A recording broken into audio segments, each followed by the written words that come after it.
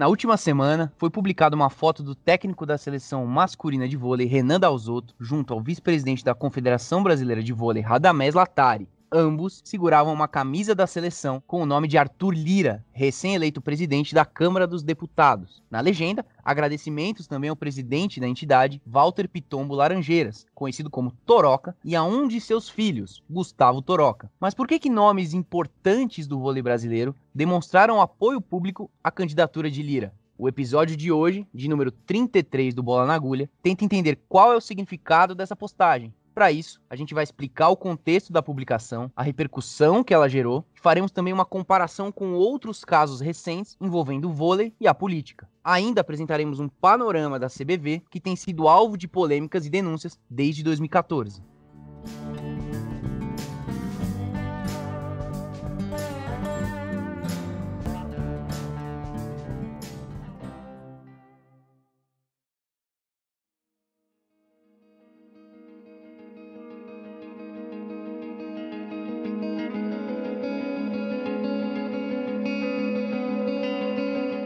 A foto dos dirigentes segurando a camisa foi compartilhada no Instagram do ex-vereador Wilson César Lira. Na camisa, além do nome de Arthur Lira, o número 11, o mesmo do Progressistas, o seu partido. A publicação aconteceu poucos dias antes da votação na Câmara. No rodapé da imagem havia escrito, abre aspas, torcida forte para a Câmara ter voz, os ídolos Renan Dalzotto e Radamés Latari. Agradeço ao amigo Gustavo Toroca e ao grande mestre Toroca pela torcida, fecha aspas. O fato chama atenção por alguns motivos, entre eles o caso de Carol Solberg, jogadora que gritou contra Bolsonaro depois de uma partida do vôlei de praia. Na ocasião, a CBV repudiou a atitude, alegando que não cabia uma manifestação política daquela vinda de um atleta. Isso foi em setembro de 2020. Agora, a entidade é criticada pela incoerência de não repudiar a manifestação dos seus principais dirigentes e do técnico da seleção. Perguntada sobre o assunto por e-mail pelo Bola na Agulha, a confederação nos respondeu que, como entidade, não participa de movimentos políticos. Essa foi a resposta da CBV para o nosso e-mail.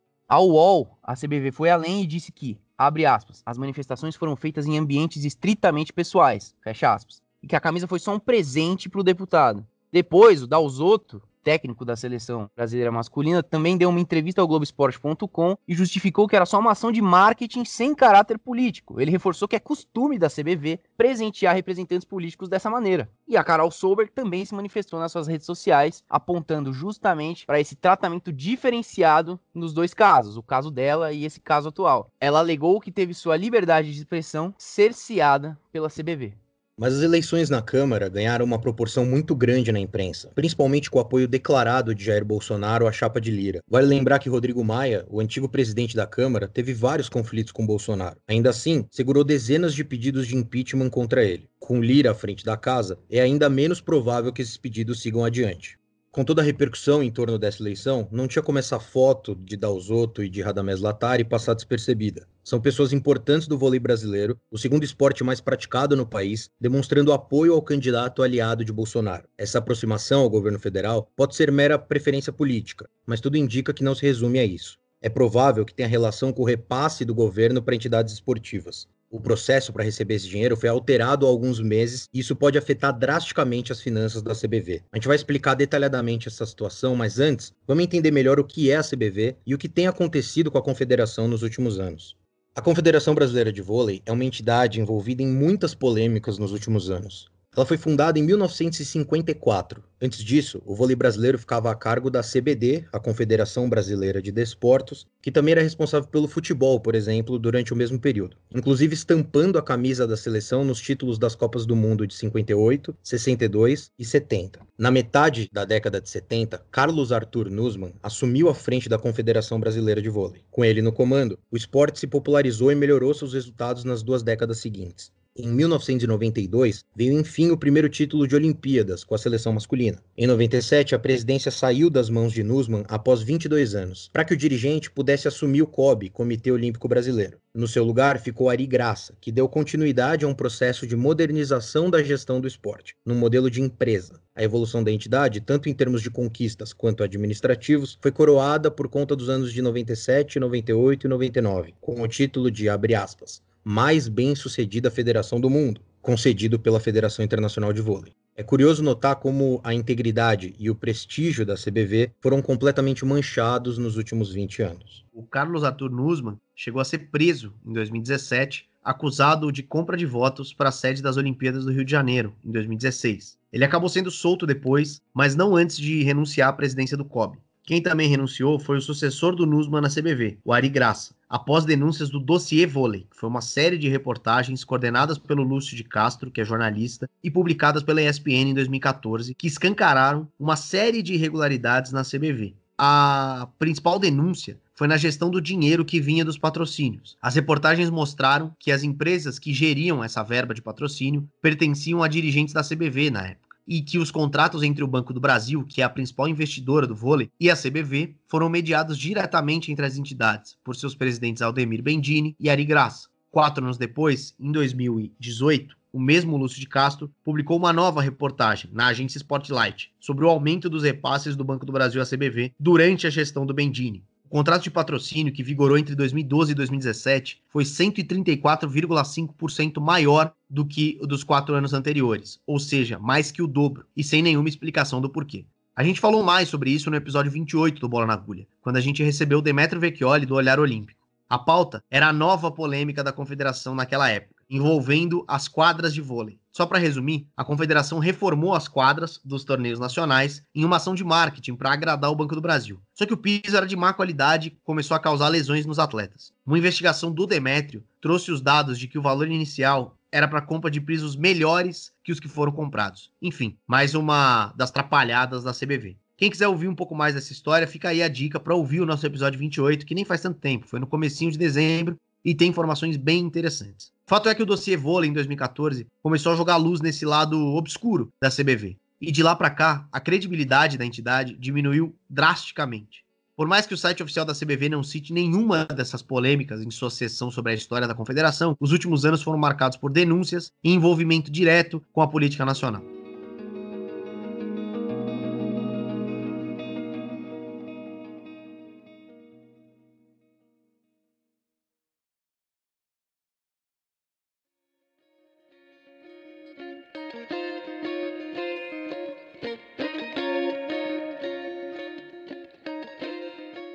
E agora, falando um pouco mais sobre esse aspecto, é possível identificar uma sucessão de polêmicas que surgem a partir de 2018. Naquele ano, antes das eleições presidenciais no Brasil, uma foto postada nas redes sociais da CBV chamou a atenção por uma questão política. Na imagem, que foi fotografada após uma vitória da seleção masculina no Mundial de Vôlei daquele ano, os jogadores Maurício e Wallace faziam o número 17 com os dedos na hora que eles pousaram para a foto.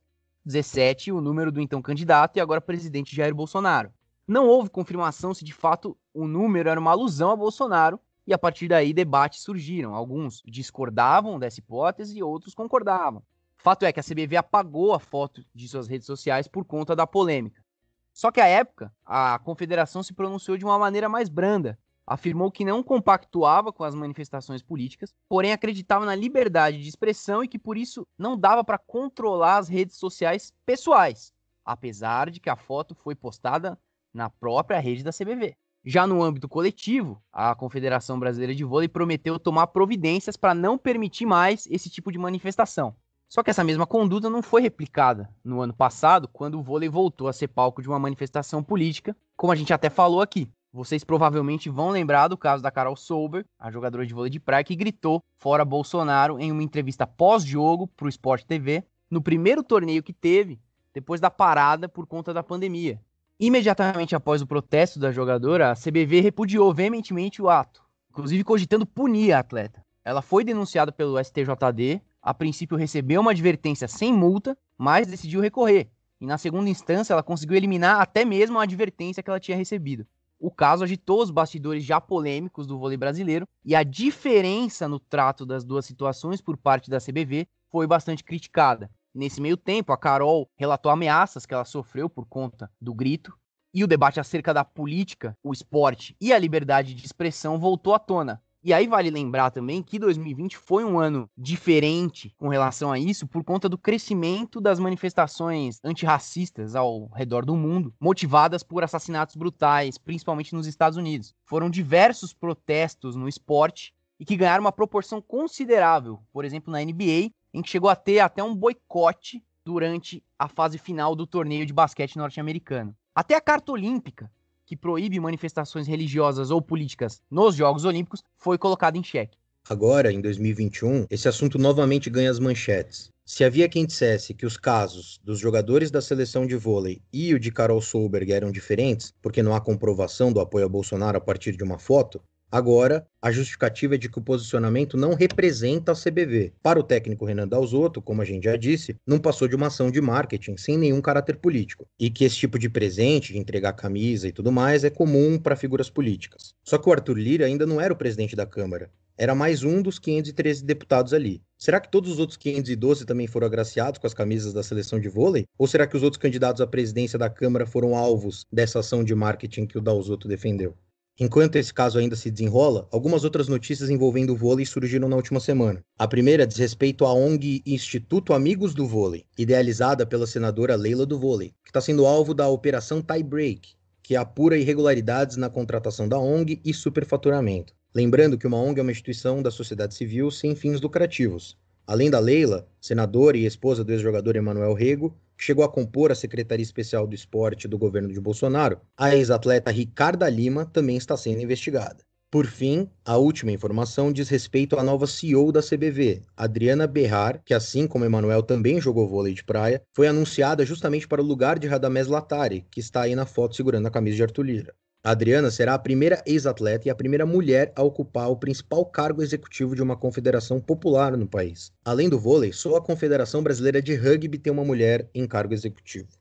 A mudança faz parte do processo de reestruturação e modernização da entidade, que, como já falamos aqui, perdeu muito prestígio e tenta aos poucos recuperar. Vale a pena ficar atento nas notícias que virão sobre a nova CEO do vôlei brasileiro. Bom, enquanto a gente acompanha as próximas notícias, uma questão importante que a gente vai tratar agora e que envolve a relação entre a CBV e os rumos da política nacional é o financiamento da entidade. Atualmente, boa parte dos recursos captados pela CBV são de fonte pública. O patrocínio majoritário do voleibol brasileiro vem do Banco do Brasil há quase 30 anos. Esse vínculo se tornou ainda maior com a venda dos naming rights da Superliga de Vôlei de Quadra ao banco. E essa mudança gerou ainda a polêmica troca do piso das quadras, né? Como a gente comentou anteriormente, para agradar o banco, a CBV comprou novos pisos, nas cores azul e amarelo, cores do Banco do Brasil. Os pisos foram alvos de diversas reclamações. A Superliga Feminina e a masculina, inclusive, não vão mais utilizá-los. Eles foram abolidos. Vale relembrar que você pode entender melhor sobre essa questão no episódio 28 do Bola na Agulha. Mas o que importa aqui é que a compra desses pisos foi feita por licitação da Lei Federal de Incentivo ao Esporte. Mais uma forma de arrecadação via governo federal. Outra forma de financiamento da CBV, essa de caráter mais permanente, é a Lei Agnello Piva. Essa lei, que foi sancionada pelo presidente Fernando Henrique Cardoso em 16 de julho de 2001, estabelece que 2% da arrecadação bruta de todas as loterias federais do país sejam repassadas ao Comitê Olímpico Brasileiro e o Comitê Paralímpico Brasileiro. Do total de recursos repassados, 85% são destinados ao COB e 15% ao CPB. Essa verba é então dividida entre as confederações dos esportes olímpicos. A CBV está no meio desse bolo. Acontece que esse repasse permanente pode estar com os dias contados.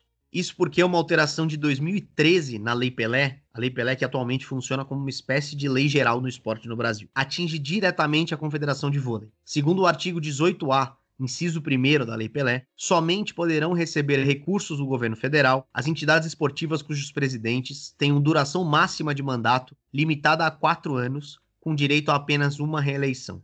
Isso quer dizer que quem estava no poder em abril de 2014, quando a lei entrou em vigor, e foi reeleito nas eleições de 2015 e 2016, cujos mandatos iriam até 2019 e 2020, não pode, tecnicamente, cumprir mais um mandato, se quiser que a sua confederação siga recebendo recursos da União.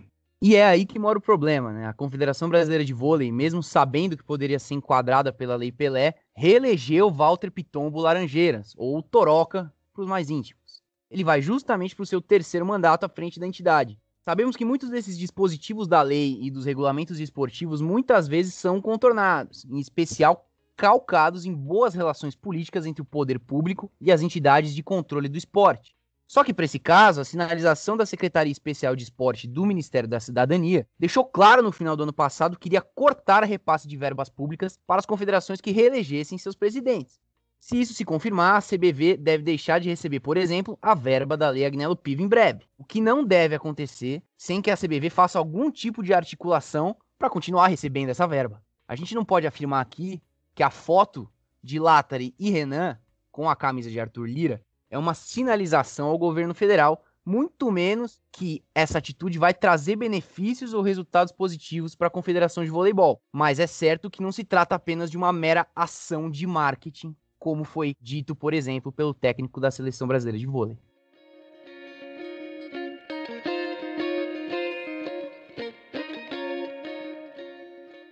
E hoje o bloco do Twitter tá de volta. Tá um pouco repaginado, mas nem tanto. A gente vai continuar fazendo um acompanhamento nas redes sociais como a gente já fazia antes, mas de uma forma diferente, com outro enfoque. E hoje, o bloco é uma extensão do assunto do programa. Da Câmara dos Deputados, a gente pula para o Senado, onde também teve votação para a presidência. Com uma grande vantagem, Rodrigo Pacheco, do DEM de Minas Gerais, foi eleito. E isso foi motivo de alegria para a torcida do Cruzeiro. As redes sociais foram invadidas de manifestações otimistas dos cruzeirenses. O principal termo de busca foi Cruzeiro SA. Isso porque o Clube Mineiro anda bem mal das pernas, depois de não ter conseguido voltar para a primeira divisão do futebol brasileiro. Depois dos escândalos envolvendo a antiga diretoria, as finanças do clube estão esgotadas. E é aí que entra Pacheco. O senador é autor de um dos projetos de lei sobre clube e empresa. A mudança na natureza jurídica de associação civil para SA é tida pelos torcedores como a única salvação para o clube. Pacheco é cruzeirense e sua articulação pode ser determinante para que a pauta ande no Congresso. Sérgio Santos Rodrigues, atual presidente do Cruzeiro, deu entrevista com o mesmo otimismo da torcida nas redes, afirmando que a expectativa é pela aprovação do projeto ainda em 2021. E a gente pode resumir essa grande quantidade de manifestações aos tweets do atual CEO do Cruzeiro, Sandro Gonzalez, que elogiou o presidente do clube, Sérgio Santos Rodrigues, pela condução do projeto e afirmou estar trabalhando firme por ele. Ele foi elogiado pelos torcedores da equipe mineira. Outro que se mostrou empolgado foi o deputado estadual por Minas Gerais, Léo Portela, que foi direto nas palavras e escreveu: "Vem Clube Empresa". Outro time, do qual a torcida também deve ter ficado animada com a notícia, é o Botafogo de Futebol e Regatas, que foi tema do nosso episódio de estreia da terceira temporada. Na edição 31 do Bola na Agulha, que você pode ouvir nos principais tocadores e no YouTube, a gente abordou a crise na equipe carioca, que passa também pelo fracasso momentâneo do projeto de transformar o futebol em uma sociedade anônima, praticamente rebaixado para a Série B. O Botafogo fará companhia ao Cruzeiro, tanto na segunda divisão, quanto na torcida pela votação do projeto de lei no Senado Federal.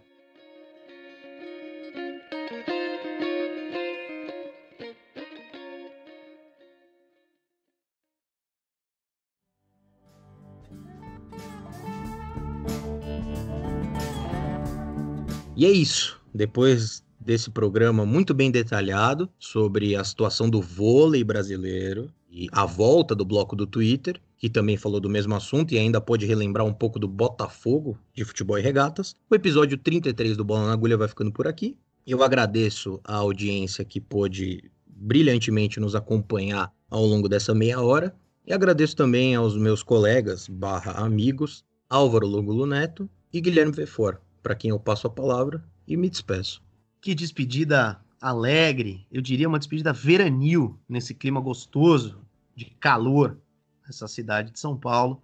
É um prazer terminar mais um episódio, 33º, esse número cabalístico, simbólico. É um prazer ter chegado até aqui, nessa jornada tão maravilhosa, ao seu lado, Gabriel, ao lado dos nossos ouvintes e ao lado do rei da voz, Álvaro Longulo Neto, para quem eu passo a palavra. Foi um prazer fazer mais esse programa com vocês, meus caros colegas. Eu começo pedindo desculpas se o ouvinte está incomodado com o som, né, do meu áudio, está escutando um zunido aí atrás. Como diz o Gabriel, né, existem certas alas da sociedade que tentam derrubar o nosso trabalho, né, constantemente aqui no Bola na Agulha. E os nossos maiores inimigos, começando pelos maiores inimigos, são os motoqueiros, né? Depois tem os vendedores, os comerciantes aí de ovos, de pamonha, enfim. E por fim os jardineiros, com suas máquinas de cortar grama, e é o caso aqui, alguém contratou um, então eu peço desculpas aos ouvintes, enfim. Mas para não terminar nesse clima, né, de baixo astral, eu quero fazer um agradecimento aos nossos colegas que nos ajudaram nessa semana aí com o financiamento coletivo, que eu sei que o Gabriel vai falar disso, que ele adora falar de dinheiro. Então eu vou deixar aqui um abraço, se o Guilherme até quiser completar. Um abraço pro Guilherme, pro Mário e pra Marília. Eles sabem quem são. Quem estiver ouvindo aí vai saber de quem eu tô falando. Um abraço pros 3 que estão ajudando a gente agora lá. Antes de passar a palavra pro Gabriel, eu deixo aqui as redes sociais do Bola na Agulha, como não? Entra lá no Facebook, no Instagram, no Twitter, todas com a @bola na agulha, uma só entre o N e o G. Segue a gente por lá, no YouTube também, no próprio Spotify, enfim, onde você preferir. Você vai ficar atualizado com os temas dos nossos podcasts e a discussão ao longo da semana de assuntos sempre muito relevantes. Né, Gabriel? Exatamente, e eu te agradeço pela denúncia que você fez contra os inimigos dos podcasters, e o que me faz pensar que provavelmente tem grupos internacionais tentando sabotar o Bola na Agulha. Sem dúvida nenhuma. É a prova de que o Bola na Agulha está incomodando. Isso. E se você também quiser fazer parte desse incômodo que o Bola na Agulha gera em quem quer que seja, você pode participar da nossa campanha de financiamento coletivo. O Álvaro falou que eu falaria sobre isso e eu vou, de fato, falar sobre isso. Vocês devem ter acompanhado nas nossas redes que há novos planos disponíveis, com novos valores disponíveis para você que quer participar dessa grande festa que é o Bola na Agulha. Através de uma campanha de financiamento coletivo pelo PicPay. O aplicativo PicPay, você baixa aí no seu gadget, no seu smartphone. É só procurar por Bola na Agulha, você vai achar vários planos de assinatura, você escolhe aquele que convier mais, de acordo com a sua possibilidade, com a possibilidade do seu bolso, e você contribui mensalmente para o podcast. Tudo que a gente arrecada na nossa campanha é diretamente e unicamente, tá certo, revertido para o podcast. Nada disso para no bolso de quem produz o podcast. Acessa lá o PicPay, procura por Bola na Agulha, você vai encontrar a nossa campanha de financiamento e com isso você ajuda esse podcast a continuar trilhando esse longo caminho que ele ainda tem pela frente. O Bola na Agulha vai ficando por aqui. Eu agradeço a audiência, agradeço a equipe do programa e espero vocês na semana que vem no episódio 34. Um forte abraço.